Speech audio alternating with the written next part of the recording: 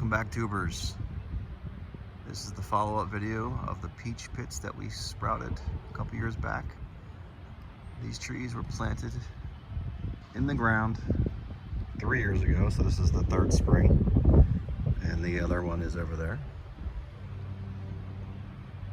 Lots of flowers this year. There were some flowers on here last year, and they started to turn into peaches, but they faded out and just kind of never fully developed. So I'm hoping this year we'll have a yield of some kind. And stay tuned along the way. I will continue this video through late spring, and I'll go over some of the pruning that I'm going to have to do here because it's getting kind of out of control. Stay tuned. See you soon. Welcome back, YouTube. We are a few weeks later, 3 to 4 weeks later.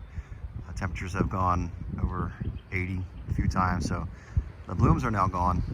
But if you look closely, you can see where there was a bloom is now forming a peach. So stick with me for a couple more months. I did some pruning. There's no real rule to this. If you're on a peach farm, they usually prune into what's called like a bowl-shaped tree. I'm not gonna bother with that. I pruned all the dead stuff off, and anything that was growing straight up and not outward. This one had quite a few dead branches on it, but you want the branches to try to go evenly in different areas to keep weight. Once peaches form on these things, the branches get heavy, and you don't want them to lean on each other when that happens. So I'm gonna go ahead, and if you look at this tree, this one's a little bit better shape, but I'm going to be pruning all this stuff at the bottom all the way up to about my shoulder height and cut it on any crowding or dead spots. That's it for now. See you in a couple months. Just to get a good close-up of one of the peaches that's forming, I just started pruning the other tree, and this one's a little bit closer just to look at. Also wanted to show you, I left the fence off one day last year when I was weed whacking. And the next day, the deer got it right away. I mean, overnight, it chewed the hell out of it. Well, not just chew, but they rub their horns on it. This is healed.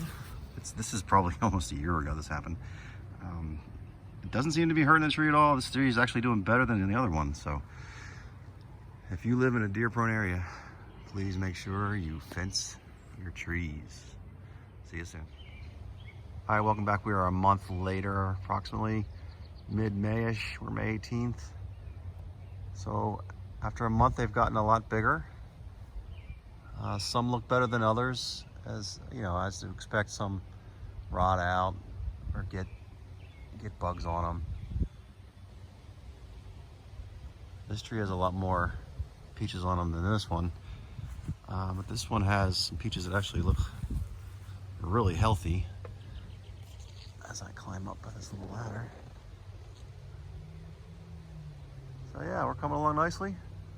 I'll report back in another month. We are 2 months later. Last video was May 18th, and now it is August 18th. And they finally did nothing for a while. They just kind of stayed the same size, but now we're really starting to plump up. And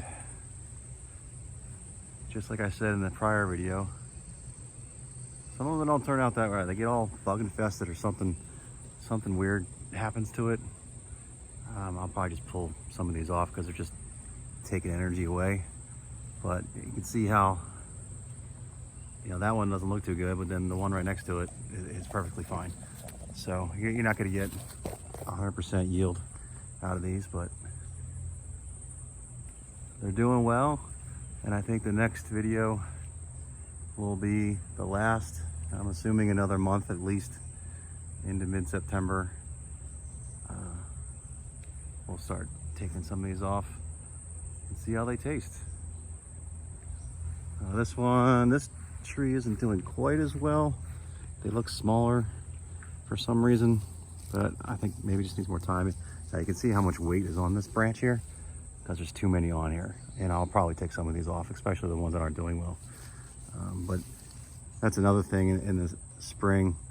when you start seeing the buds and they start forming peaches, you should probably thin them out. That way more energy goes to the peaches you want to keep, and then the branches don't have as hard time, you know, they don't droop as much, is what I'm trying to say. I will see you in a month or less. Okay, we are September 1st, 2023, and you can see how they've changed color. They've gone from a green, whitish, yellowish look to more of a red look. And now I know it's gonna be close. They're still pretty hard. They're about the size of a baseball. Not all of them are, but the bigger ones are the size of a baseball. And I'm thinking in another week, I might pull one off in a few days and let it sit in the sun inside and see how we do. I'm gonna give it at least another week and see where we're at. All right, see you soon. Okay, we are September 19th. I was on vacation for a week, so came back, and they still, I mean, they're turned a lot more color. They're still kind of hard, but now I'm worried because some of them are starting to fall, and as soon as they fall, they get covered in bugs and they get infested with ants and stuff. So I'm gonna start picking some of these bigger ones that are, you know, nicer, because I just don't want to lose them.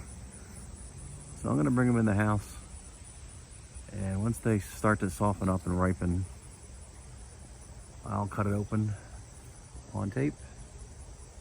I'll see you in a few days. Okay, welcome back, YouTube. This is the final segment of the follow-up video. 3.5 years later, 3 years in the ground, all starting with one of these stone pits from a peach bought in a store. I don't know the variety name of this, but it looks like it's a white peach variety. It's been inside for the last few days, ripening, and it tastes amazing. This stone actually broke apart when I was cutting this, and if you look inside the stone, this is the actual seed. Anyway, thank you all for following along and waiting patiently for this video. There's been so many comments, and I appreciate everyone's patience. If you can do these steps all the way through from the beginning, you can have your own orchard in your backyard. Thanks for watching. See you next time.